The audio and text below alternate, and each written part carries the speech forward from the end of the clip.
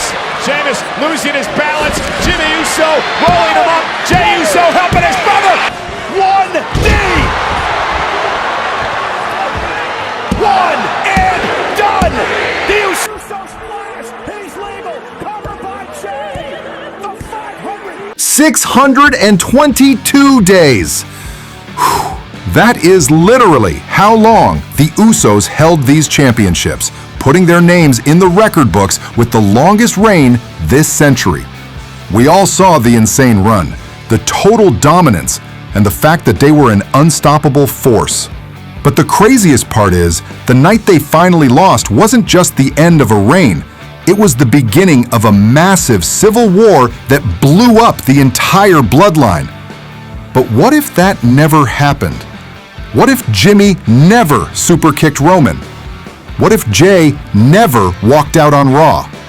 I want you to imagine a completely different timeline. A world where the twin brothers stayed loyal to Roman, where the belts never left their waists, and where they just kept destroying every tag team that got in their way.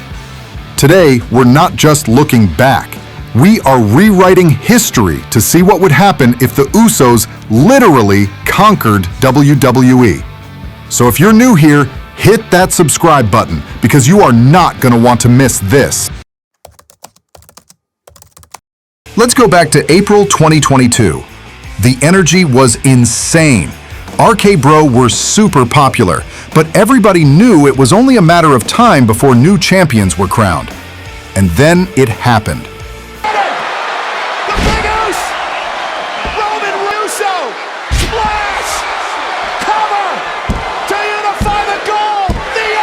The Usos. In just 30 seconds, the Usos didn't just become champions, they became dual champions, holding both the Raw and SmackDown belts. From that moment on, something was different. They didn't just win, they erased every single team they faced. I'm not kidding. The Street Profits? Gone in 8 minutes. Ricochet and Braun Strowman, a team of absolute monsters? Destroyed with a perfectly synchronized 1D splash combo. Cover by Jey, the 572-day reign. But their secret wasn't just their twin magic. It was something way bigger. They were Roman's personal insurance policy. Challengers knew that Roman Reigns himself was always at ringside, just waiting to throw a Superman punch if anything went wrong. It was basically a handicap match every single time. By Survivor Series 2022, they had already passed the 300-day mark. The announcers started calling them an irresistible force. Fans completely stopped betting against them.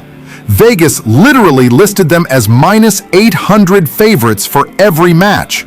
Numbers like that are insane. It was like the belts were permanently glued to their waists. This was a dynasty, and everybody knew it. And this is the secret most people miss. The Usos weren't just Roman's backup. They were the reason the Bloodline's entire operation worked. Every single one of Roman's huge wins needed someone to control the pace of the match, to wear down his challengers. And nobody, I mean nobody, can control the pace like two guys who can tag in and out for 20 minutes straight without losing any steam. It was crazy. Without the Usos doing this, Roman's historic reign probably ends at 600 days. I'm not kidding. The Usos were the secret architects behind everything.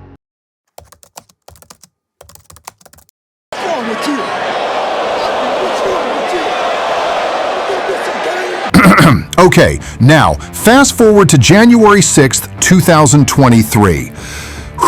This is the moment everything changed. Sami Zayn is in the ring, the crowd is going crazy, and he hits Roman with a chair. In that split second, and Jey just watched in disbelief. That one chair shot started a chain reaction that destroyed everything. A few weeks later, the belts were gone, the brothers were split, and their 622-day reign was over. But in our timeline, we're changing that. Instead of hitting Roman, Sami Zayn gets hit with a crazy triple powerbomb, showing everyone the Bloodline is stronger than ever. He stays loyal to them, and he walks out of the arena still an honorary Us. So the Usos leave that night with their belts, their bond is unbreakable, and their reign just keeps going. With the Bloodline united, WrestleMania 39 is completely different. Kevin Owens and Sami Zayn don't get their big win. Instead, the Usos challenge them and destroy them in only 6 minutes. It's a statement. 4 months later, they pass 700 days as champions. This is unbelievable. Now, Cody Rhodes wants a shot at Roman, but he has to go through the Usos first. The Usos completely demolish Cody's hand-picked partner. Let's say it was Matt Riddle. Then, they do something insane. They issue an open challenge to every tag team in history to show up next week. And the next week, they compete in a gauntlet match for 72 minutes straight and win every single match. By Survivor Series, they are already deep into 900 days as champions. This is unheard of. People are now comparing them to all-time legends, but this isn't some old regional show. This is global, every week in 4K for millions to see. Their legacy is becoming a myth. With the Usos holding the belts this long, it completely changes the tag team division. Great teams like DIY, Gallus, and the Creed brothers, they never even get a chance at the gold. The rule becomes simple. If you want a title shot, you have to survive a crazy gauntlet match against the champions themselves. And guess what? Nobody can do it.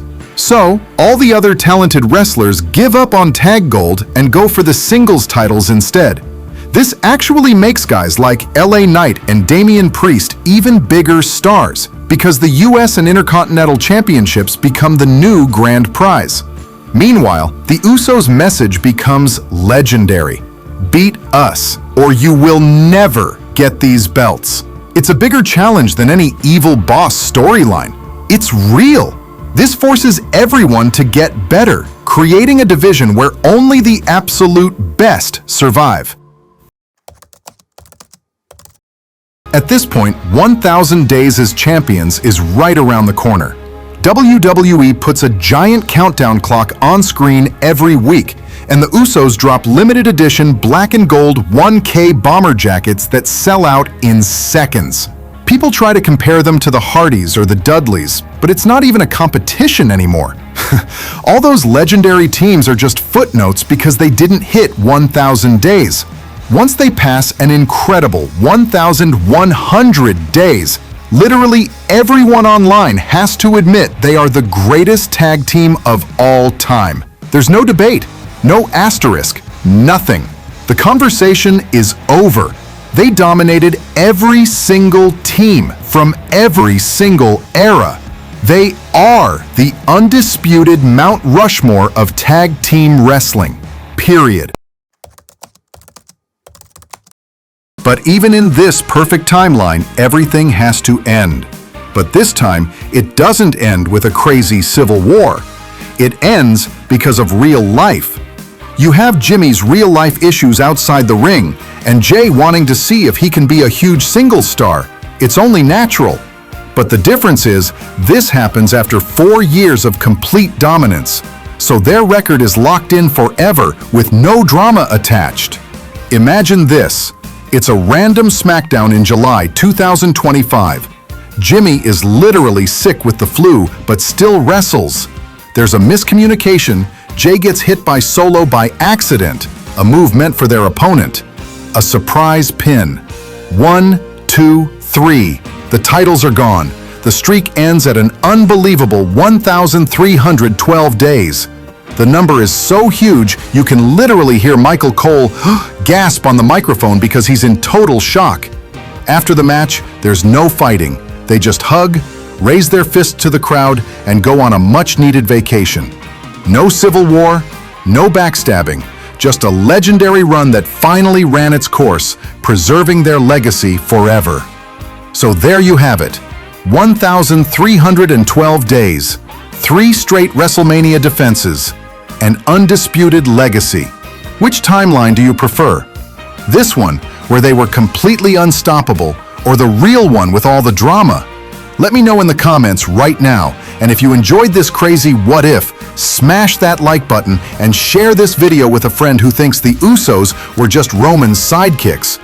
Because we just proved that the dynasty that almost conquered WWE was always bigger than any civil war.